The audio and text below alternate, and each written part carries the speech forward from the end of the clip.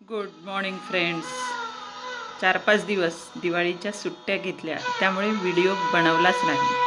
So आज तुम्हाला ओशोंच्या प्रवचनातून एक गोष्ट खूप सुंदर सांगण्यासारखी आहे. गौतम बुद्धांनी जे गोल्डन सूत्राज सांगितलेले आहेत, त्या गोल्डन सूत्रांचा जवळपास चुकीचा अर्थ घेतला जातो असं ते त्यांच्या प्रवचनात म्हणतात. त्यांचे गोल्डन सूत्राज गौतम बुद्धांचे असं सांगतात की जर एखादी व्यक्ती क्रोधी असेल, रागीट असेल, एखादी व्यक्ती तिने जेलस असेल, तर स्वतःच्या क्रोधीपणावर, रागीटपणावर एखादं चांगुलपणाचं पांघरूण घालून तो क्रोध झाकू नका. कारण तो क्रोधाची जी भावना आहे ती आतमध्ये आपल्या हृदयात आत लपलेली आहे. तो क्रोध लपवण्याचा प्रयत्न करू नका, तर क्रोधाला निरीक्षण करण्याचा प्रयत्न करा. क्रोधासोबत तुम्ही जेव्हा निरीक्षण कराल क्रोधाचं, तेव्हा तो आपोआप हळूहळू कमी होत जाईल. जेव्हा एखाद्याचा तुम्हाला राग येतो आणि तो राग तुम्ही लपवण्याचा प्रयत्न करता आणि चांगुलपणासाठी किंवा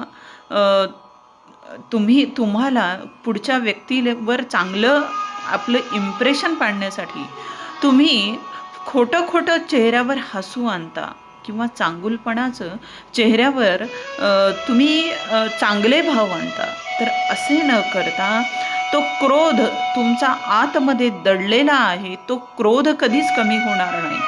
तर त्या क्रोधाचं तुम्ही निरीक्षण करा.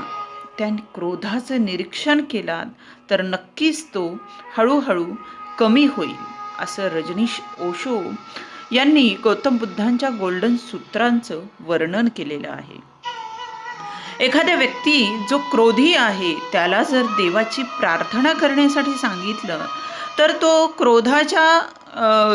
क्रोधामध्ये प्रार्थना करेल, कारण त्याचा क्रोध हा आतमध्ये लपलेला आहे.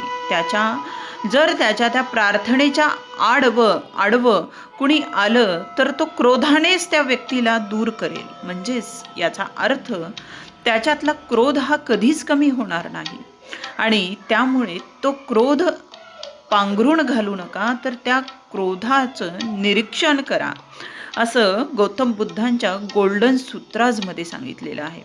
गौतम बुद्धांच्या या गोल्डन सूत्राचं 4 ओळी जरी समजून घेतल्या तरी तो व्यक्ती जीवन पूर्ण त्याचं सार्थक झालं, त्याला परमेश्वराची प्राप्ती होईल, असं गौतम बुद्धांनी सांगितलेलं आहे. ह्या गौतम बुद्धांना ऐकूनच काही लोक समाधी प्राप्त झाले. इतकी शक्ती त्या गोल्डन सूत्राजमध्ये आहे.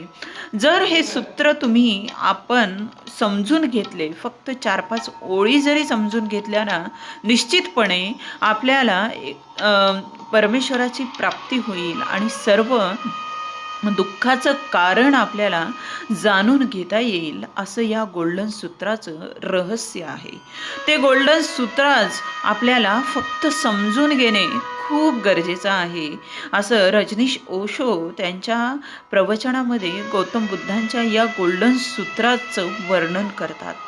एखाद्या व्यक्तीला जर समजा आतून एखाद्याबाबत जेलसी निर्माण झालेली आहे, एकमेकाबद्दलचा दुजाभाव निर्माण झालेला आहे, तर त्या भावाला आतमध्ये तुम्ही दडवू नका आणि चांगुलपणाचं पांघरूण वरती घालू नका.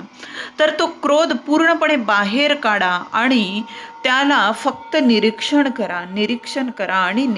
करा, असं गौतम बुद्धांचे गोल्डन सूत्राज सांगतात, असं वर्णन केलेलं आहे. So thank you very much.